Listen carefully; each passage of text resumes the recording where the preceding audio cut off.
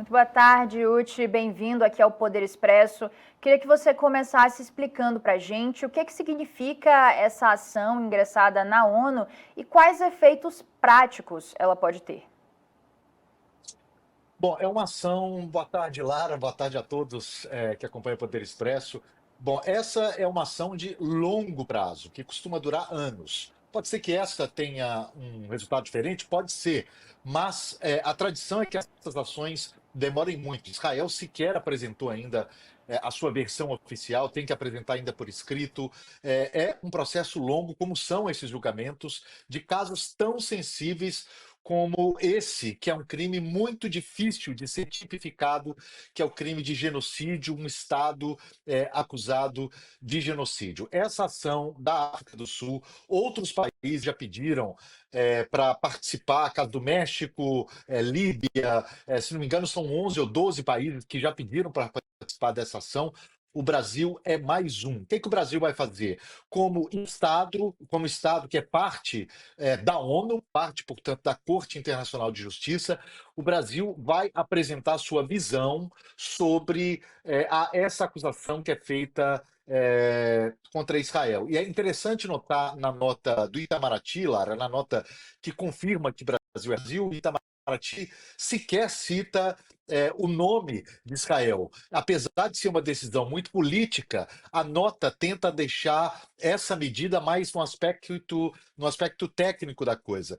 Então, eles dizem exatamente o seguinte: o governo brasileiro anuncia que está em fase final para a submissão da intervenção formal no processo em curso na Corte Internacional de Justiça, não confundir com Tribunal Penal Internacional, a gente pode falar disso depois se vocês quiserem, movido pela África do Sul com base na Convenção para a Prevenção e Repressão do Crime de Genocídio. O contexto dessa medida, Lara, também é importante, porque ele acontece num momento em que não só o Brasil, mas países do mundo inteiro. Essa semana teve uma nota emitida por 30 países, a maior parte deles da Europa, mas também Japão, Austrália, e entre os europeus, Reino Unido, França, Itália, enfim, vários países, a maior parte dos países aqui da Europa, numa nota muito, eu diria, muito pesada, assim, é uma das notas mais duras contra Israel nesse momento, dizendo que o sofrimento dos civis em Gaza atingiu níveis insustentáveis, que o modelo de ajuda humanitária implantado em Israel é perigoso, ele tenta dignidade na região e dignidade humana da população de Gaza. Isso é o que diz essa nota emitida por esses países que condenam esse sistema que eles chamam de a conta-gotas, esse sistema de alimentação. Então, eu estou dizendo isso porque há um contexto. Há também a França, essa semana, anunciando que vai reconhecer o Estado da Palestina, se juntar ao grupo de 145 países que reconhecem o Estado da Palestina. A reação de Israel, claro, não foi boa, né? Israel disse que a decisão do Brasil de se juntar à ofensiva legal a Israel é um produto, fracasso moral, e acusa o Brasil também de se retirar da Aliança Internacional de Memória do Holocausto. As acusações são de antissemitismo em relação ao governo brasileiro. Essa é uma ação que Israel tem feito com muita frequência contra todos aqueles, na verdade, que têm criticado suas ações em Gaza. Também houve uma nota muito dura do premier Netanyahu em direção ao presidente Emmanuel Macron, depois da decisão da França de reconhecer o Estado da Palestina. Portanto, esse contexto em que o Brasil decide fazer parte dessa ação é muito importante para entender essa medida nesse momento, essa decisão da diplomacia brasileira nesse momento. Que o presidente francês Emmanuel Macron anunciou que vai reconhecer em setembro o Estado palestino, e a gente hoje tem uma Organização das Nações Unidas que ainda não reconhece o Estado da Palestina. Eu queria que você explicasse se é de fato, se tem um peso de fato importante esse reconhecimento por parte da França, e qual é o encaminhamento que é necessário hoje, qual é a situação que a gente tem atualmente nesse cenário atual em relação a um reconhecimento por parte da ONU do Estado da Palestina. Olha, é importante a França reconhecer, tem todo um simbolismo, porque é o primeiro país do G7 que faz isso, né, das 7 maiores economias do mundo. E também mais um país da União Europeia que toma essa decisão. Aqui no Reino Unido, inclusive, há uma discussão muito forte no Parlamento Britânico para que o Reino Unido vá nessa mesma direção. A Alemanha, há também uma pressão para que a Alemanha reconheça, embora os alemães tenham dito nessa sexta-feira que ainda não estão perto de fazer isso. Talvez os britânicos estejam até mais. Embora haja hoje, se eu não estou enganado, 145 países. Portanto, a grande maioria dos países, a grande maioria da comunidade internacional, já reconhece a Palestina como Estado soberano e independente. O que falta para que isso seja formalmente aprovado por toda a comunidade internacional? Isso tem que passar pelo Conselho de Segurança da ONU. Conselho de Segurança da ONU, bom lembrar, formado por Estados Unidos, Reino Unido, China, Rússia, Japão, China, Rússia e França, perdão. Esses 5 países, eles têm que concordar com a independência, a soberania do Estado da Palestina. E essa ideia tem sido vetada não só pelo governo Trump, mas tem sido vetada nos últimos anos pelos Estados Unidos. É uma política praticamente institucional dos Estados Unidos, embora entre os democratas essa ideia seja discutida de forma mais forte, mas com os republicanos, principalmente com Donald Trump, isso tem chances mínimas de passar o momento. Portanto, e isso reforça também uma questão muito colocada pela diplomacia brasileira da necessidade de reforma das instituições internacionais, de organismos como a ONU, porque, obviamente, isso nunca vai passar ali no Conselho de Segurança, né? Apesar de ter o apoio da grande maioria da comunidade internacional, isso não passa ali. O Estado de Israel, obviamente, diz que reconhecer a Palestina é reconhecer o direito de um povo que não quer a existência do Estado de Israel. O que não corresponde à verdade em todos os casos, porque o presidente da Autoridade Palestina, que é mencionado, inclusive, por Emmanuel Macron nessa carta, nessa mensagem, em que ele anuncia que a França vai reconhecer a Palestina, o Mahmoud Abbas, presidente da Autoridade Palestina, diz ali muito claramente que defende a solução de 2 estados, com Israel convivendo ao lado da Palestina, portanto, reconhecendo o Estado de Israel. Mas enquanto houver essa configuração da ONU, essa configuração do Conselho de Segurança, Lara, eu acho muito difícil que a Palestina seja, enfim, reconhecida como Estado independente, não apenas por um grupo de nações. E Uti, essa narrativa, essas acusações contra Israel de que é realizado um genocídio com o povo de Gaza, obviamente não vem de agora, né? São acusações que já vêm sendo feitas por diversos países e pela própria Palestina ao longo dos últimos anos, principalmente, né? Esse discurso ganhou força. Como é que Israel, nesses últimos anos, tem se defendido dessa argumentação de um genocídio praticado pelo governo Netanyahu em Gaza? Olha, Israel, obviamente, nega a prática de genocídio. Esse termo, inclusive, não é usado pela grande maioria dos países europeus. Se não me engano, a Espanha é o único país que hoje usa esse termo para descrever o que está acontecendo na faixa de Gaza. Essa é uma questão, eu diria, que levaria a situação para outro patamar, se a gente está fazendo aqui uma análise política e criminal, talvez, e jurídica, né, da questão, mas é fato, e isso nem os israelenses negam, que há um problema humanitário gravíssimo na faixa de Gaza nesse momento, com a questão da fome atingindo uma parcela cada vez maior da população.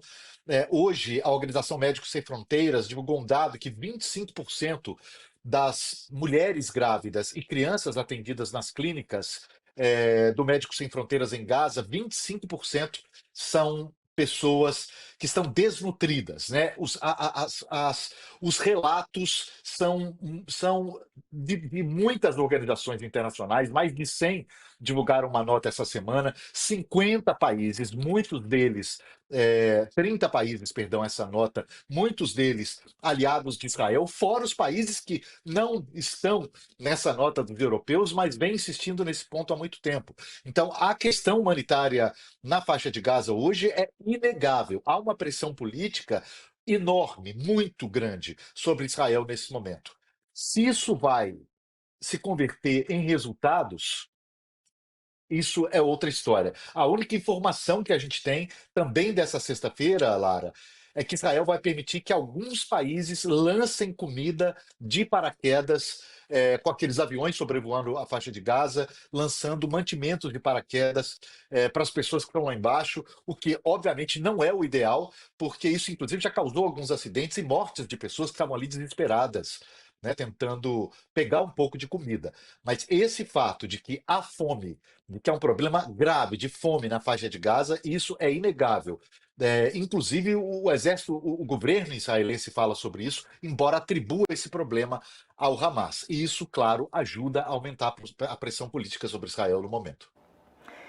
Pois é, Uti, eu ia comentar com você justamente sobre essa notícia de hoje, né, de que Israel passou a autorizar ajuda humanitária em Gaza. A gente lembra, inclusive, né, há pouco tempo, recentemente, a flotilha que tentou chegar a Gaza com ajuda humanitária. A gente falou muito sobre isso aqui por causa, principalmente, do brasileiro Thiago Ávila, ativista, né, que estava nessa flotilha. Eles foram detidos, ficaram em Israel presos por alguns dias até que foram liberados. Foi uma situação que repercutiu muito aqui no Brasil, especialmente por causa de Thiago Ávila. Então, o que você está dizendo é que essa notícia, que a primeiros olhos parece muito positiva, de que Israel autorizou a ajuda humanitária a Gaza, na verdade, ela não necessariamente significa que a miséria lá vai ser amenizada, né?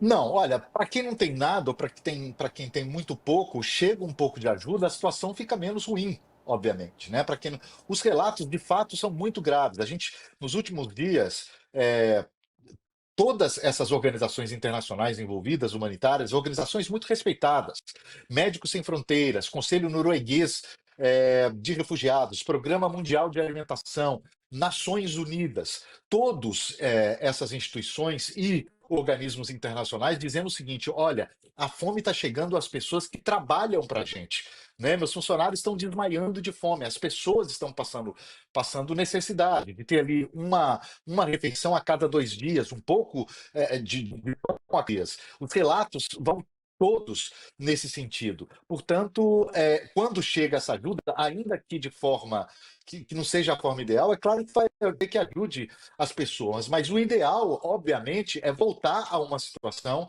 em que a ONU, é isso que pede a nota dos países europeus, é isso que pede a maior parte da comunidade internacional, para que a ONU volte a fazer essa distribuição, porque tem uma experiência ali de décadas fazendo isso. Tinha 400 pontos de distribuição na faixa de Gaza, está resumida a 4 pontos de distribuição de ajuda humanitária, de comida, por essa empresa, a Fundação Humanitária de Gaza, que é uma empresa privada dos Estados Unidos, sob tutela do exército israelense, e onde 800 pessoas, esse número é usado na nota desses países, na nota dos países europeus, 800 pessoas morreram quando tentavam acessar a comida, quando tentavam acessar esses pontos. 4 pontos para mais de 2 milhões de pessoas. Claro que não é o suficiente.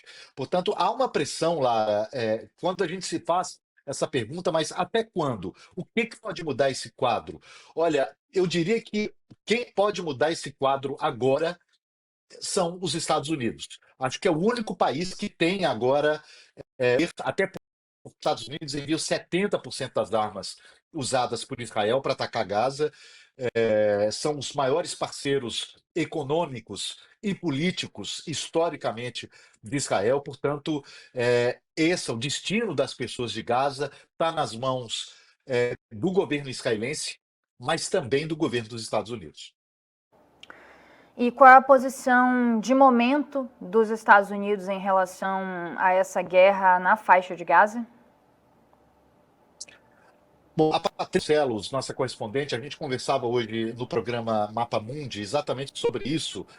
A Patrícia falava ali de um atrito nos bastidores, de uma insatisfação de Donald Trump com o fato dos israelenses ali não terem aparecido em frente às câmeras, nos últimos dias, pelo menos, mas de uma insatisfação porque essa guerra é muito mais do que ele prometeu que ia durar. Lembrando que Trump na Casa Branca 6 meses atrás com a promessa de que acabaria em tempo recorde com todas as guerras. Isso não aconteceu nem em Gaza e também não aconteceu, né? A insatisfação iria nesse sentido, mas é bom lembrar que insatisfação é uma coisa, oposição a uma política que está sendo feita pelo aliado é outra. E nesse momento a gente não vê a oposição. Insatisfação pode até haver ali uma insatisfação com o modo do premier Netanyahu tocar essa situação, mas oposição ao que ele está fazendo não se sente por parte dos Estados Unidos. Sérgio Ucci, correspondente do SBT em Londres, muito obrigada por mais uma participação, mais uma contribuição aqui com o Poder Expresso. Obrigado a vocês. Boa tarde.